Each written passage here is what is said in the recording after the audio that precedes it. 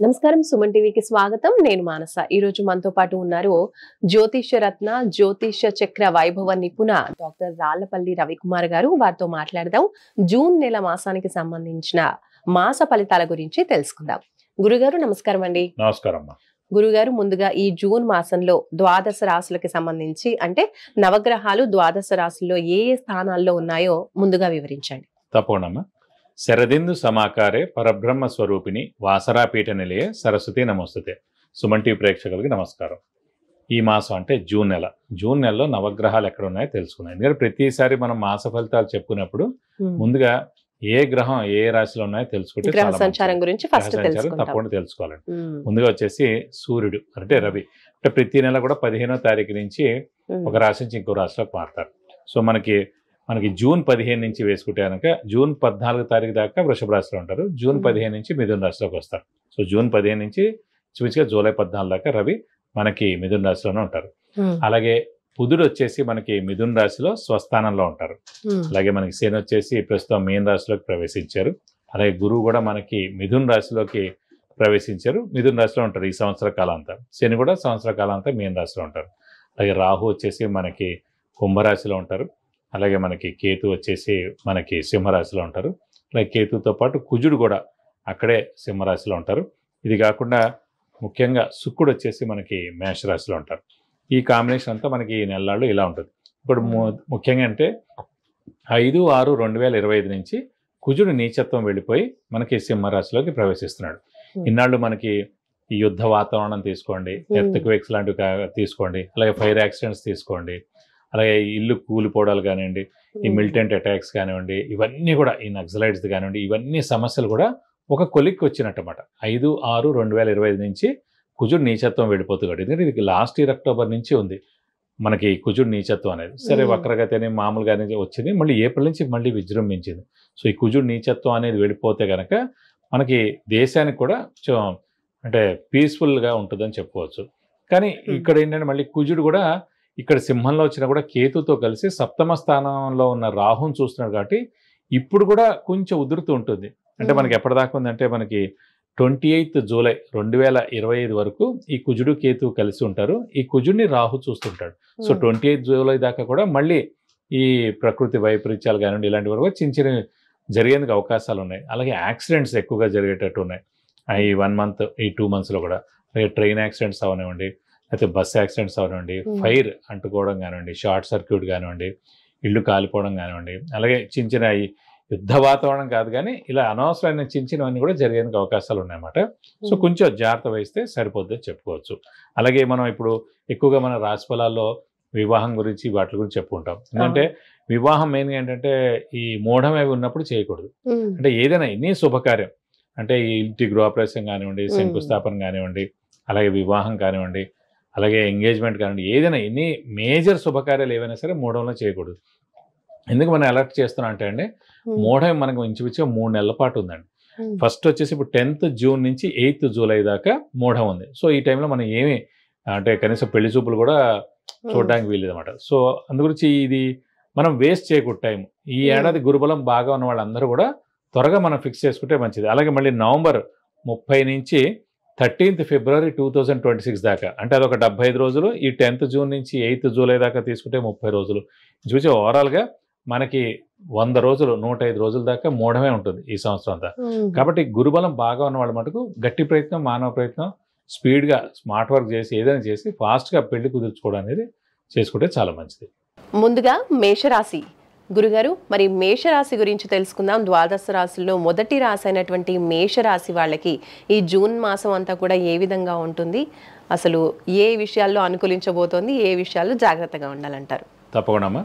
మేషరాశి అనగానే మనకి అశ్విని 1, 2, 3, 4 పాదాలు, భరణి 1, 2, 3, 4 పాదాలు, కృత్తిక 1 పాదం, ఈ నక్షత్రాల సమూహం అంతా మనకి మేషరాశిలోకి వస్తుంది. వీరికి ముఖ్యంగా ఏంటంటే ఏలినాటి శని ప్రారంభమైంది, అలాగే గురుబలం తగ్గింది, రాహుకేతుల బలం మటుకు పరిపూర్ణంగా ఉంది. ఎందుకంటే రాహుకేతులు వచ్చేసి మనకి పంచమ స్థానంలో కేతు ఉన్నాడు, లాభస్థానంలో రాహు ఉన్నాడు. సో రాహుకేతుల బలం పరిపూర్ణంగా ఉంది. అలాగే కొంచెం గురుబలం తగ్గింది. అలాగే ఏలినాటి శని ప్రభావం కూడా స్టార్ట్ అయింది. ఎందుకంటే 31 మార్చి నుంచి ఏలినాటి శని స్టార్ట్ అయింది కాబట్టి. ఇంకోటి ముఖ్యంగా ఏంటంటే చెప్పుకునేది మేషరాశికి అధిపతి కుజుడు, ఇక్కడేమో ఏలినాటి శని. కుజుడికి శనికి అస్సలు పడదండి. అందుకే చూడండి 31 మార్చి తర్వాతే మనకి ఈ యుద్ధ వాతావరణం అంతా కూడా బాగా ఎక్కువైంది, చాలా ఎక్కువగా అవడం గల కారణం. అలా అని చెప్పి మేషరాశికి ఇలా అయిందని కాదు, సాధారణంగా మేషరాశిలోనే శని నీచస్థానం అనమాట. కాబట్టి కుజుడికి శనికి అస్సలు పడదన్నమాట. కాబట్టి ఈ ఉధృతి ఎక్కువగా ఉంటుంది. కానీ ఇప్పుడే స్టార్ట్ అయింది కాబట్టి, అది కూడా 12th హౌస్ అంటే మీనరాశిలో ప్రస్తుతం శని ఉన్నాడు కాబట్టి అంత ఉధృతి ప్రస్తుతం లేదు. ఈ 2.5 years అయితే అంత ఉధృతి ఉండదు మేషరాశి వారికి, పర్వాలేదు అనమాట, మధ్యస్థంగా ఉంటుందని చెప్పుకోవచ్చు.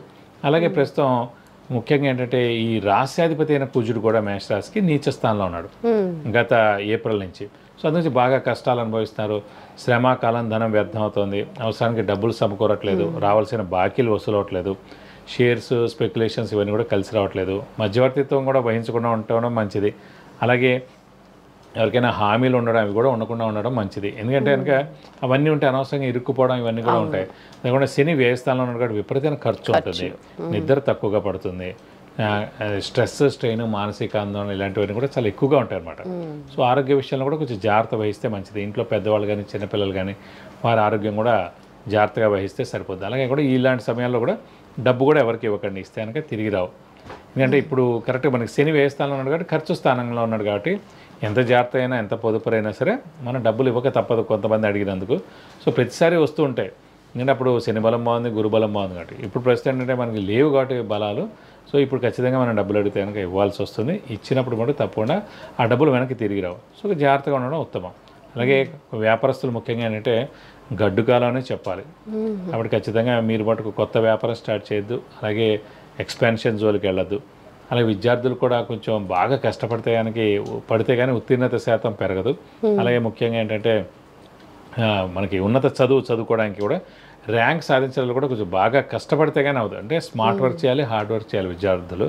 అలాగే మొత్తం అన్ని పరిశ్రమలు అనుకోండి, క్రీడాకారులు అనుకోండి, రాజకీయ నాయకులు అనుకోండి, పత్రికా రంగం అనుకోండి, యూట్యూబ్ రంగం అనుకోండి, మీడియా రంగం అనుకోండి, సినిమా రంగం, అలాగే విద్యార్థులు అందరూ కూడా కొంచెం గడ్డు కాలం అనే చెప్పాలన్నమాట. సో బాగా దైవబలం పెంచుకోండి.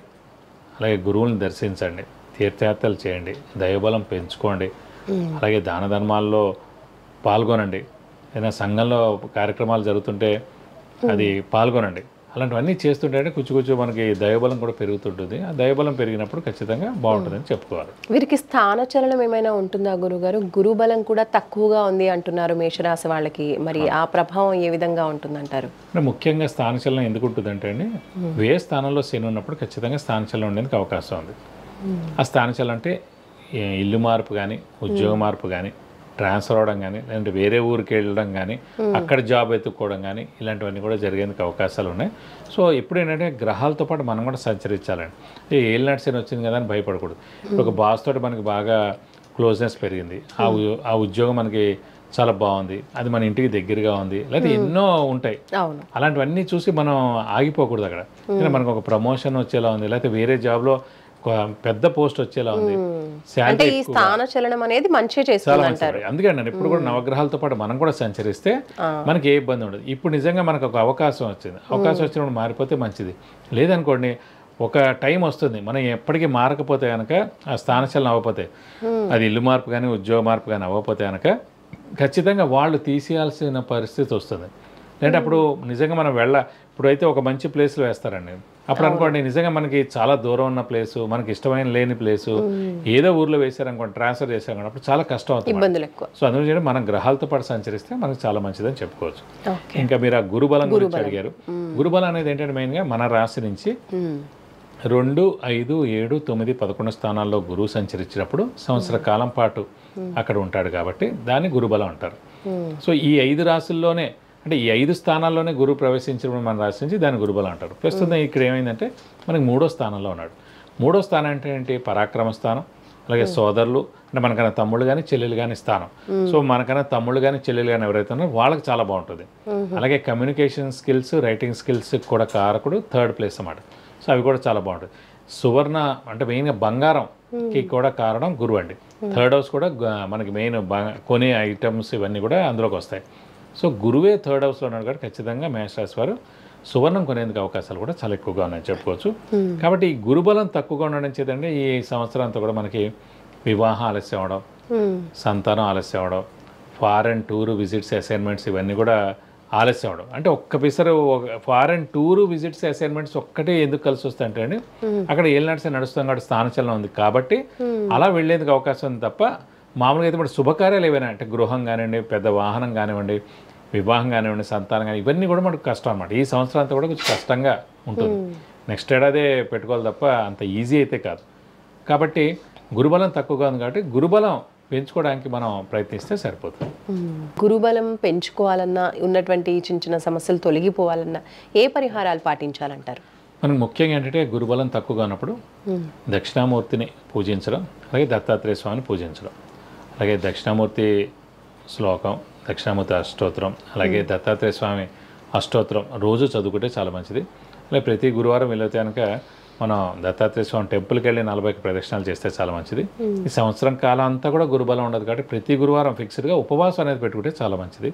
ఇంక గురుబలం తక్కువగా ఉంది కాబట్టి పెళ్ళిళ్ళకి కానివ్వండి, సంతానం కానీ ఇవన్నీ కూడా ఆలస్యం అవుతున్నాయి కాబట్టి గృహానికి కానీ వాటికి కూడా కాబట్టి గురువుకి 16,000 సార్లు జపం చేయించి శనగపప్పు కేజీంపో ఒక ఎల్లో లుంగి 1000 రూపాయల వర్త్ గోల్డ్ ఐటమ్ దానం ఇస్తే కనుక దోషం మొత్తం పోతుంది.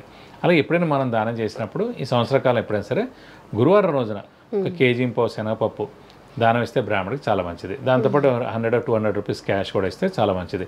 అలాగే ఎక్కడైనా జరుగుతుంటాయి, ఫర్ ఎగ్జాంపుల్ ఇప్పుడు రాబోయే వినాయక చవితి ఉన్నాయి, దసరా ఉన్నాయి, ఇలాంటివన్నీ జరుగుతుంటాయి. ఆ టైంలో కూడా శనగపప్పుతో చేసే వంటకాలు ఏమైనా ఉన్నా, స్వీట్స్ ఉన్నా కూడా, లేదంటే శనగపిండి ఇచ్చినా కూడా అలాంటి అంటే అక్కడ జరిగే అకేషన్స్ బట్టి మీరు కనుక దానం ఇస్తే కనుక గురువు యొక్క దోషం తొలగిపోయి మీకు అన్ని విధాలా మంచి చేకూరుతుంది. రైట్ గురుగారు, ధన్యవాదాలు. నమస్కారం. చూసారు కదండి, మేషరాశి వాళ్ళకి ఈ జూన్ మాసం అంతా కూడా ఏ విధంగా ఉండబోతోంది, అలాగే ఎటువంటి పరిహారాలు పాటించాలి అనే విషయాలు గురుగారు తెలియజేశారు. చూస్తూనే ఉండండి సుమన్ టీవీ. నమస్తే.